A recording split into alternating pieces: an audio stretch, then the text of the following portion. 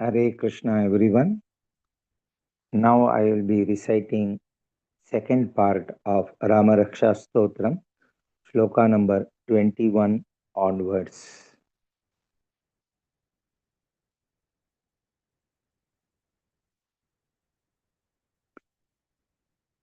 सन्नद्ध कवची खड्गी चाप बाणधरो युवा गच्छन् मनोरथान् नश्च राम पातु स लक्ष्मणः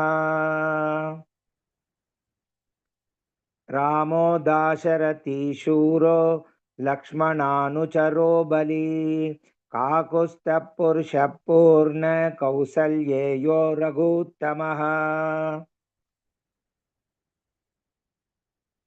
वेदान्तवेद्यो यज्ञेश पुराणपुरुषोत्तमः जानकीवल्लभः श्रीमान् अप्रमेयः पराक्रमः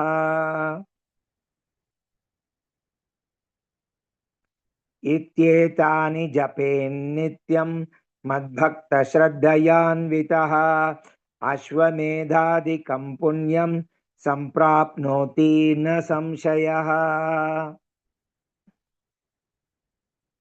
रामं दुर्वादलश्यामं पद्माक्षं पीतवाससं स्तुवन्ति नामभिर्दिव्यैर्न ते संसारिणो नराः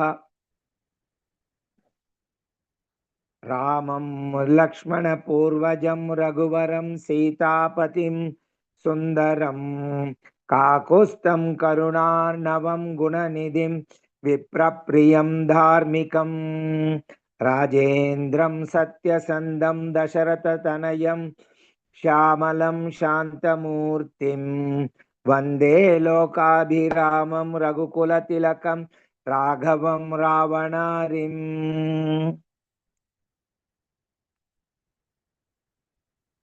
रामाय रामभद्राय रामचन्द्राय वेधसे रघुनाथाय नाथाय सीतायापतये नमः श्रीराम राम रघुनन्दन राम राम श्रीराम राम भरताग्रज राम राम श्रीराम राम रणकर्कश राम राम श्रीराम राम शरणं भव राम राम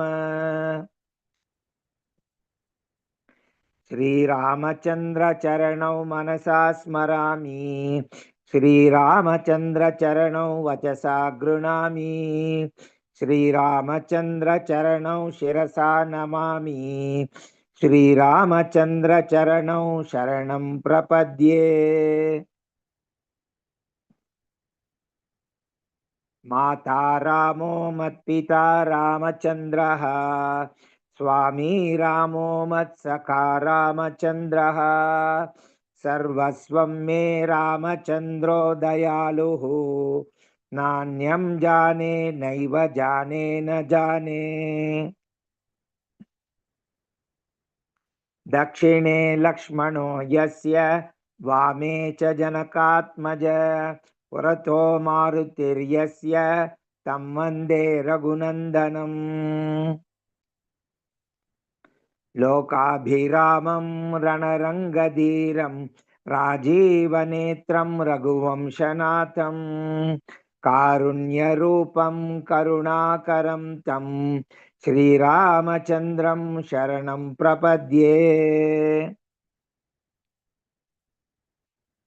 मनोजवं मारुततुल्यवेगं जितेन्द्रियं बुद्धिमतां वरिष्ठं वातात्मजं वानरयूथमुख्यं श्रीरामदूतं शरणं प्रपद्ये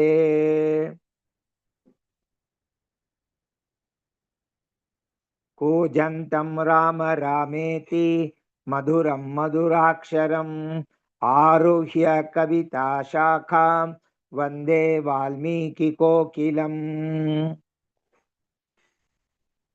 आपदामपहर्तारं दातारं सर्वसम्पदां लोकाभिरामं श्रीरामं भूयो भूयो नमाम्यहम्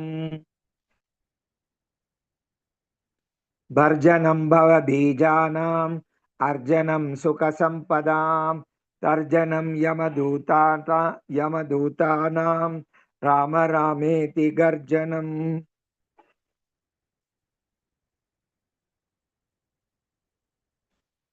रामो राजमणिः सदा विजयते रामं रमेशं भजे। रामेणाभिहिता निशाचरचमु रामाय तस्मै नमः। रामान्नास्ति परायणं परतरं रामस्य दासोऽस्म्यहम्। रामे चित्तलयः सदा भवतु मे भो राम मामुद्धरः।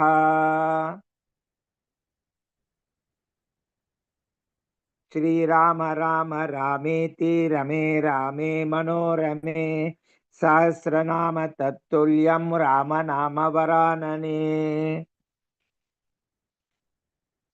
इति श्रीबुधकौशिक ऋषि विरचितं श्रीरामरक्षास्तोत्रं सम्पूर्णम्। हरे कृष्णा कृष्ण कृष्णा हरे हरे, हरे राम राम राम हरे हरे।